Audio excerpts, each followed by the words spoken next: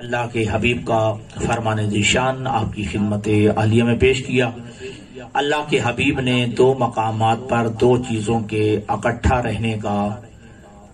ارشاد فرمایا ہے اور حکم دیا ہے کہ یہ دو چیزیں آپس میں لازم و ملزوم ہیں، دو چیزیں آپس میں اکٹھی ہیں، متصل ہیں، یہ کبھی دو چیزیں آپس سے جدا نہیں ہو سکتی۔ پہلی چیز کے متعلق فرمایا کہ الایمان والعمل توامان لا یفترقان، ایمان اور عمل صالح یہ دو چیزیں آپس میں متصل ہیں، ایک دوسرے کے ساتھ جڑی ہوئی ہیں۔ یہ دو چیزیں جو ہیں آپس میں جڑواں چیزیں ہیں، لا یفترقان، یہ کبھی ایک دوسرے سے جدا نہیں ہو سکتے۔ ایمان اور عقیدہ عمل سے جدا نہیں ہو سکتا، عمل جو ہے وہ عقیدے سے جدا نہیں ہو سکتا۔ دو یہ چیزیں ارشاد فرمائیں کہ ایمان اور عمل یہ دونوں آپس میں جڑواں چیزیں ہیں جو ایک دوسرے سے جدا نہیں ہو سکتی۔ ایمان عمل سے جدا نہیں ہو سکتا اور عمل ایمان سے جدا نہیں ہو سکتا، یعنی عمل کے بغیر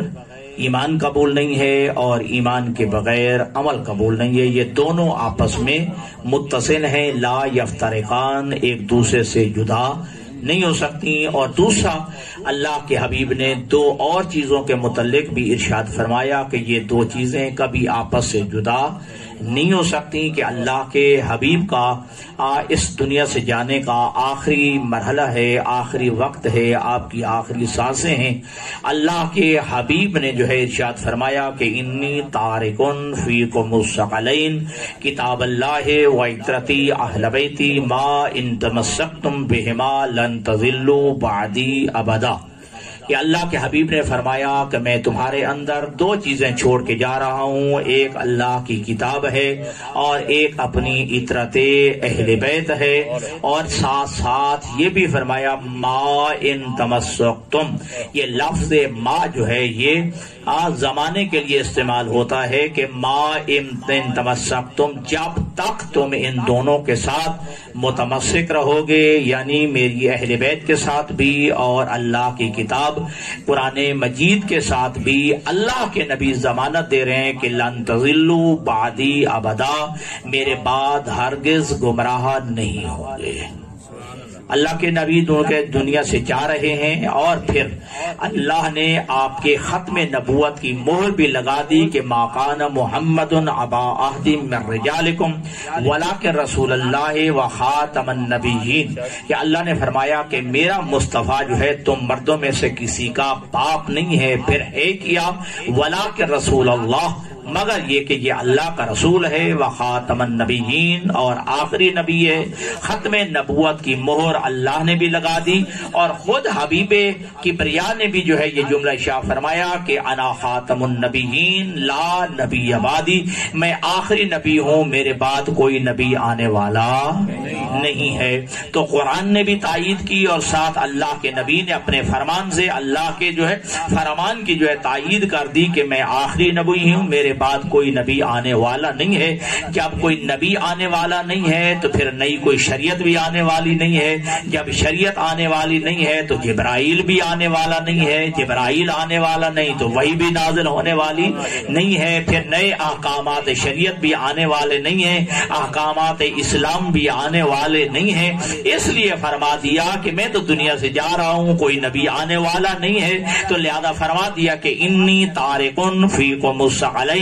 میں تمہارے اندر دو چیزیں چھوڑ کے جا رہا ہوں، کہ کتاب اللہ، ایک اللہ کی کتاب ہے، وہ عترتی اہل بیتی، اور دوسری میری عترت اہل بیت ہے۔ لفظ عترت بھی استعمال کیا، لفظ اہل بیت بھی استعمال کیا، گویا اللہ کے نبی نگاہ نبوت سے دیکھ رہے تھے کہ ممکن ہے کہ اہل بیت کا دائرہ وسیع کر دیا جائے،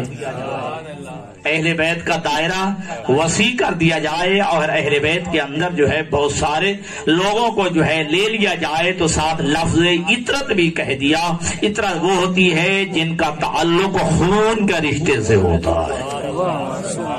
ٹھیک ہے جی۔ وَعِتْرَتِي أَهْلَ بَيْتِي، کہ میں اللہ کی کتاب اور عترت اہل بیت چھوڑ کے جا رہا ہوں۔ یہ لفظ کتاب اللہ بھی دلیل ہے حیات پیغمبر میں قرآن کتاب کی صورت میں تھا، شاید آپ نے توجہ نہیں نہ فرمائی میرے جملے پہ کہ لفظ کتاب اللہ یہ دلیل ہے کہ یہ قرآن مجید کتابی شکل میں جو ہے پیغمبر اسلام کے دور میں یہ مدون ہو چکا تھا، تدوین ہو چکی تھی، اور یہی ہمارا عقیدہ ہے کہ پیغمبر کی زندگی میں جو ہے قرآن تدوین ہو چکا تھا، مدون ہو چکا تھا، اس لیے تو اس کو کتاب اللہ کہا گیا ہے۔ اللہ کی کتاب کہا گیا ہے۔ کتاب ہوتا ہی وہ یہ جو دو دفاتین، دو گتوں کے درمیان، دو جلدوں کے درمیان ہوتا ہے، بکھری ہوئی چیز کو کتاب نہیں کہا جاتا ہے۔ تو جو فرما رہے ہیں تو فرمایا کہ میں تمہارے اندر دو چیزیں چھوڑ کے جا رہا ہوں، ایک اللہ کی کتاب ہے اور ایک اپنی اطرت اہل بیت ہے۔ اور اطرت اہل بیت کا تعارف تو اللہ کے نبی نے جو ہے دعوت ذوالعشیرہ سے لے کر اور زندگی کے آخری لمحے تک اہل بیت کا تعارف کرایا ہے۔ کبھی مباہلہ کے اندر لے جا کے تعارف کروایا ہے، کبھی چادر تطہیر کے اندر لے جا کے تعارف کروایا ہے۔ 20 مرتبہ زندگی کے تمام جو ہے مواقع اور مراحل پہ اللہ کے نبی نے اپنی اہل بیت کا تعارف فرمایا ہے۔ اور یہاں یہ جملے کا ہے ہؤلاء اہل بیتی، پروردگار یہی میری اہل بیت ہے۔ یہ لفظ ہؤلاء عربی میں اختصاص کے لیے ہوتا ہے، خاص کر دینے کے لیے ہوتا ہے کہ ہؤلاء اہل بیتی، پروردگار یہی میری اہل بیت ہے۔ تو لہذا اللہ کے نبی نے فرمایا تمہارے اندر دو چیزیں چھوڑ کے جا رہا ہوں، ایک اللہ کی کتاب ہے اور ایک میری اطرت اہل بیت ہے۔ ما ان تمسکتم بہما، جب تک تم ان دونوں کے ساتھ متمسک رہو گے۔ اب ایک کے لیے حکم نہیں دے رہا کہ فقط دامن قرآن کو تھامنا ہے، نہ فقط دامن اہل بیت کو تھام لینا ہے، نہ بلکہ جو ہے دونوں کے ساتھ بہما تثنیہ کا صیغہ ہے۔ ما ان تمسکتم بہما، صرف اہل قرآن ہونا بھی کافی نہیں ہے، صرف جو ہے دامن اہل بیت کے ساتھ متمسک ہو جانا بھی کافی نہیں ہے، بلکہ کیا فرمایا ان دونوں کے ساتھ متمسک رہو گے۔ ایک ہاتھ میں قرآن ہو اور ایک ہاتھ میں میری جو ہے اہل بیت کا دامن ہو، تب میں کہہ رہا ہوں کہ لن تضلوا بعدی ابدا، میرے بعد ہرگز گمراہ نہیں ہوگے۔ ضمانت دے دی ہے اللہ کے نبی نے۔ تو لہذا زندگی کے تمام مراحل میں، تمام شعبۂ زندگی میں ہم نے جو ہے قرآن سے بھی فائدہ حاصل کرنا ہے